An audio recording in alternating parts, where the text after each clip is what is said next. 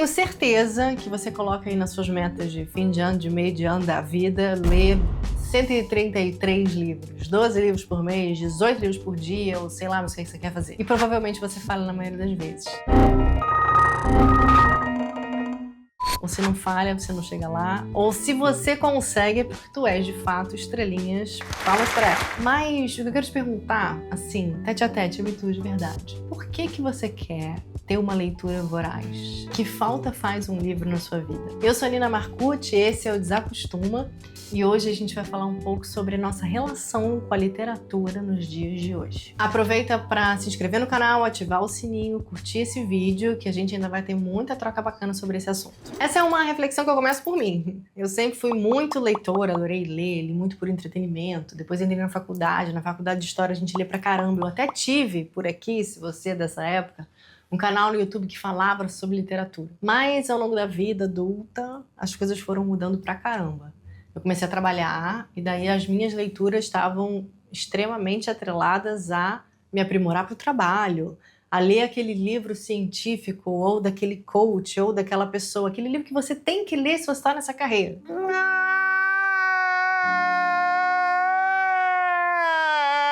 E todo o meu entretenimento por literatura foi tomado, assim, loucamente, por uma literatura insuportável. Não porque esses livros e artigos e textos não sejam incríveis, mas estavam associados ao trabalho. E trabalho, a gente sabe, por mais que a gente ame o que faça, não é diversão e entretenimento. Quando a gente começa a trabalhar ou ter uma vida adulta de verdade, como diz o figurino, a gente começa a ver as coisas com mais noção de utilidade e produtividade. E a literatura, se você teve um passado ou uma herança de muita leitura, ela quase sempre também entra nessa caixinha. E isso é um grande problema. Tem uma frase por aí do ditado popular que é: com certeza você gosta de ler. Se você acha que você não gosta de ler, é só porque você não encontrou o seu estilo literário ainda, que dá aquele match com o que te dá prazer. E daí quando entra essa noção produtivista da vida, o livro passa a ser uma coisa útil. Ou seja, eu preciso sair de lá anotando todas as coisas e botando marca-texto e colocando fitinhas e compartilhando quotes e, sei lá, fazendo parte de grandes clubes do livro, porque você precisa fazer daquilo útil, produtivo, importante. Você precisa usar aquele seu tempo para aprimorar o seu conhecimento para algo que faça você se sentir útil.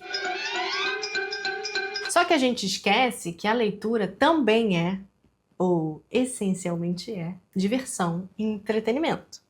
Tal como você vê uma série no Netflix, você lê um bom livro de literatura. E daí aqui vai do seu gênero favorito. Pode ser quadrinho, pode ser terror, pode ser suspense, pode ser romance histórico, não tem regra. E daí quando a gente coloca utilidade e produtivismo em tudo, ou a gente só lê coisas pro trabalho e isso frustra a gente, ou a gente lê aquele livro que todo mundo tá lendo, mesmo que você não goste. Eu tenho uma lista desses por aqui. A minha única regra comigo mesma é: eu abandono livro chato. Isso também é muito importante, porque a gente também fica tentando porque tem que ser útil, porque tem que ser produtivo e, ó, perda de tempo. E daí, alguns meses, eu vi essa notícia aqui, que a menina Rafa Kalimann e o seu esposo, namorado, marido, o cantor sertanejo Natan, eles compraram R$10.000 em livros para decorar a sala do casal. E isso repercutiu pra caramba, porque eram livros para decoração. Nessa notícia, também tem uma outra notícia que me deixou extremamente intrigada, que é uma profissão chamada Book Stylist. O quê? Não acredito. Nada mais é do que um stylist, ou uma pessoa especialista em moda e literatura, que indica para influencers capas de livros bonitos para sair em fotos, em vídeos, em, sei lá, a pessoa vai almoçar e não sei onde, sabe que vai ter paparazzi, leva esse livro, porque ele vai combinar, ele vai trazer uma imagem de autoridade, de intelecto, de não sei o que, para essa pessoa que está buscando ser vista e reconhecida dessa forma. E daí a gente sai de um lugar que eu te contei, que o livro, na nossa vida adulta, assim, punk rock, ele é um lugar de utilidade para um lugar em que a utilidade do livro é trazer um status fake. Porque se você tem um monte de livro para mostrar para bonito que você está lendo, mas você não lê,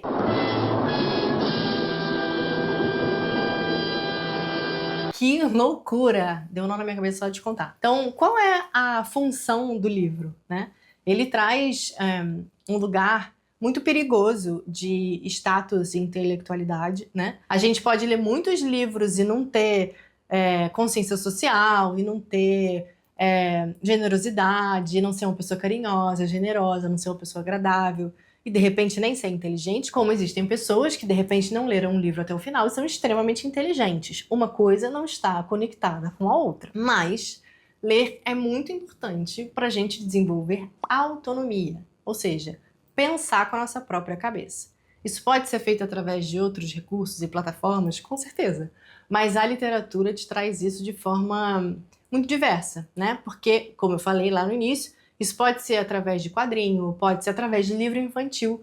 Livro infantil são excelentes lugares para a gente aprender coisas muito diferentes da nossa realidade. Os livros, eles trazem temperos de outras culturas, diálogos antigos, um monte de coisa que a gente consegue aprender só com um pedacinho de papel, né? E quando a gente lê um livro, seja do tamanho que for, do jeito que for, a gente pode até falar dos livros religiosos, tá? Se a gente lê eles com a nossa autonomia, isso faz toda a diferença, porque a gente desenvolve a nossa opinião pessoal. Algo que está em liquidação, em falta, aquele clássico tem, mas acabou. Que a gente está, assim, bastante em falta com a opinião pessoal. Pessoal, aquela que vem ali lá do teu coração. Às vezes nem é uma opinião tão bacana, mas ela tá ali. Ela tá ali para se desenvolver uma opinião melhor. E o desenvolvimento dessa opinião, ela vem, obviamente, com conversas, com jornal, com televisão, blá, blá, blá, mas ela vem também a partir da literatura, de novo, seja ela qual for. Então a gente está com essa crise de opinião pessoal, opinião autêntica, opinião com autonomia, também porque a gente tem uma queda abismal da nossa leitura por prazer e diversão. Se você for parar para pensar, por exemplo, na novela das 9, Vale Tudo, os personagens mais elegantes, sei lá, os personagens com mais imponência, eles todos aparecem lendo um livro.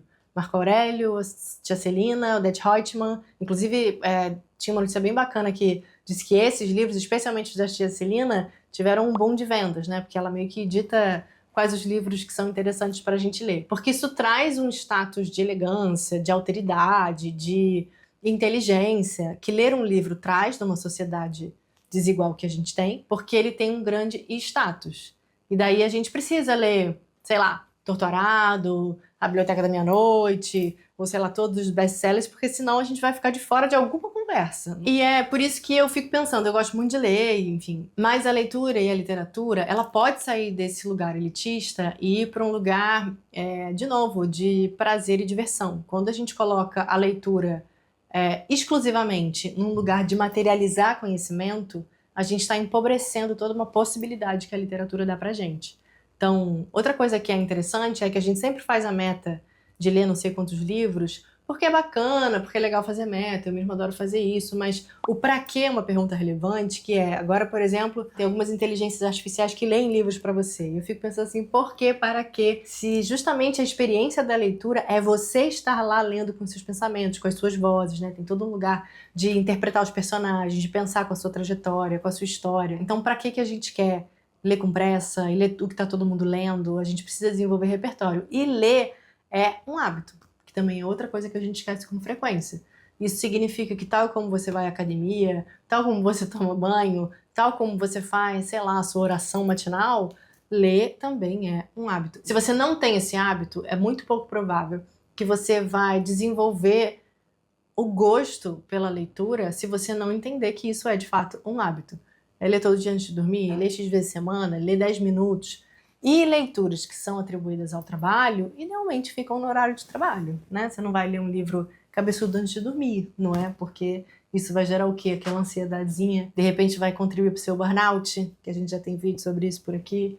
Então, entender qual é o lugar da leitura e da literatura na sua vida faz toda a diferença. Me conta o que você pensa sobre isso. Como é que é o livro e a literatura na sua vida? Se isso é um grande monstro, se você não gosta de ler, ou se você tem essa frustração de cara, eu queria muito ler mais, mas eu não consigo. E se você já pensou por que você não consegue, por que você quer ler mais, vamos aprofundar essa conversa? Comenta aqui nos comentários, curte esse vídeo, aproveita para se inscrever no canal, me conta, sei lá, o último livro aí que você tá lendo e compartilha esse vídeo com quem você acha que vai curtir trocar essa ideia, beleza?